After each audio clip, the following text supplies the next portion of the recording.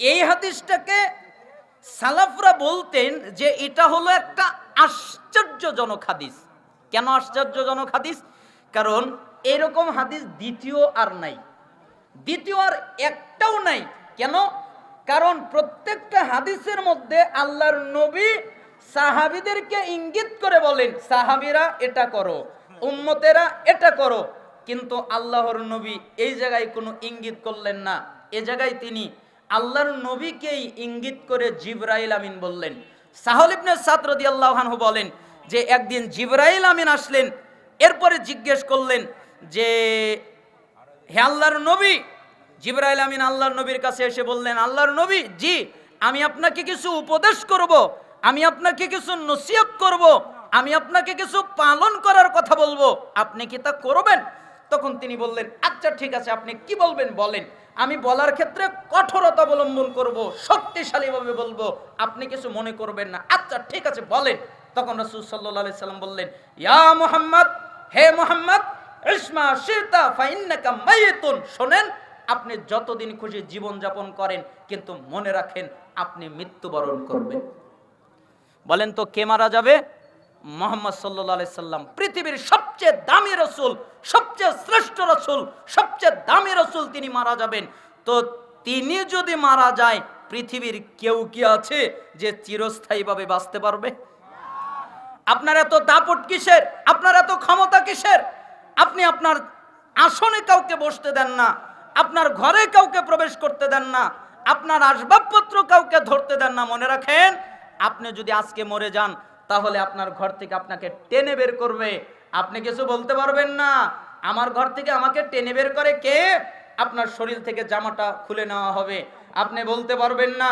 আমার জামাটা খুলে নেয় কে? আপনার পোশাক খুলে নেওয়ার পরে কাপড় দিয়ে ঘেরাও করে আপনাকে গোসল দেওয়া হবে। একবারের জন্য বলতে পারবেন না পানিটা গরম হয়ে গেছে, আর একটু ঠান্ডা হলে ভালো হতো। আপনাকে কাফনের কাপড় পরিয়ে দেওয়া হবে। একবারের জন্য বলতে পারবেন না শ্বাস নিতে কষ্ট হচ্ছে, কাপড় সরিয়ে ফেলে দাও। একবারের জন্য এই কথা বলার সুযোগ আপনার থাকবে না। কত মানুষের আপনি জানাজার সালাত আদায় করেছেন, পরিস্থিতি উল্টে গেছে। আজকে মানুষজন আপনার জানাজার সালাত আদায় করার জন্য এসেছে, আপনাকে যখন কবরে রাখা হবে, আপনি বলতে পারবেন না একবারের জন্যেও আর শেষবারের মতো দুনিয়ার আকাশটা দেখে নেই, এ কথা আপনি বলতে পারবেন না। এ কথা বলার আপনার ক্ষমতা থাকবে না। কেন? আল্লাহর নবীকে জিবরাইল আমিন বললেন, যতদিন খুশি জীবন যাপন করেন, কিন্তু মনে রাখেন আপনি মারা যাবেন। তাই মুহাম্মদ সাল্লাল্লাহু আলাইহি সাল্লাম বলতেন, আকসিরু যিকরা হাজিমিল লাজ্জাত, যেই বস্তু স্বাদ নষ্ট করে দেয়, যেই বস্তু আনন্দ নষ্ট করে দেয়, যেই বস্তু উল্লাস নষ্ট করে দেয়, ইয়ানিল মাউত, সেটার নাম মৃত্যু।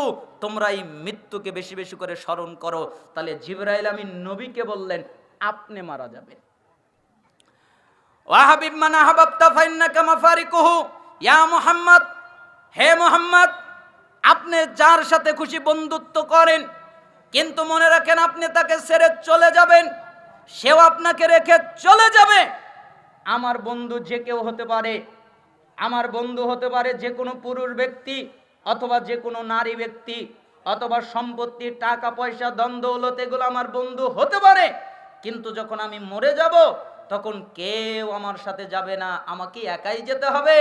তাই মুহাম্মদ সাল্লাল্লাহু আলাইহি সাল্লামকে বলছেন, আপনি যে কাউকে বন্ধু বানাতে পারেন, কিন্তু মনে রাখেন যেদিন আপনি মরে যাবেন, ওই দিন আপনাকে একা কবরে যেতে হবে, কেউ আপনার সাথে যাবে না।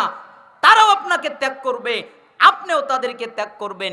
ওয়া'মাল মা শি'তা ফাইন্নাকা মাজজিয়ুন বিহি, শুনেন, আপনি যা খুশি কাজ করেন, যে কাজ করতে মনে চাই ওটাই করেন।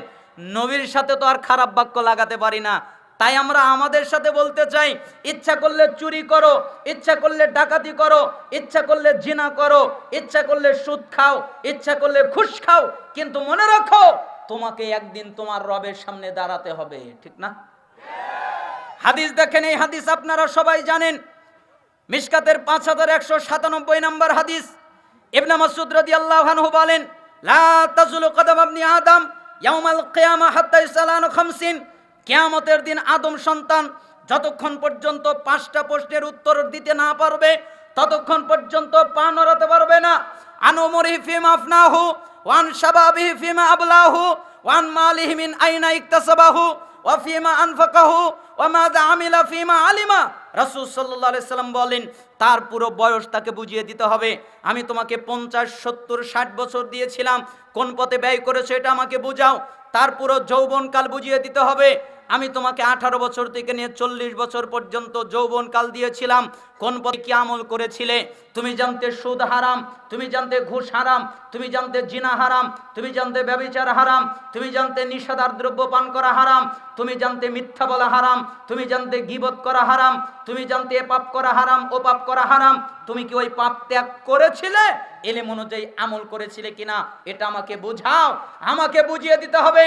তোমার পুরো বয়স বুঝিয়ে দিতে হবে, তোমার পুরো যৌবনকাল বুঝিয়ে দিতে হবে, তোমার সম্পত্তির আয় বুঝিয়ে দিতে হবে, তোমার সম্পত্তির ব্যয় বুঝিয়ে দিতে হবে, ইলম অনুযায়ী কি আমল করেছেন এটা বুঝিয়ে দিতে হবে। যতক্ষণ পর্যন্ত বুঝাতে না পারবে ততক্ষণ পর্যন্ত আল্লাহ নড়তে দিবে না।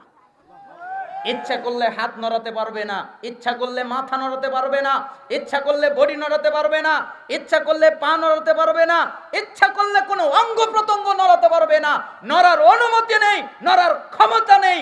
যতক্ষণ পর্যন্ত 5টা প্রশ্নের উত্তর না দিবে, তাহলে ওই লোক কিভাবে বুঝতে পারে, কিভাবে নিশ্চিন্তিত থাকতে পারে?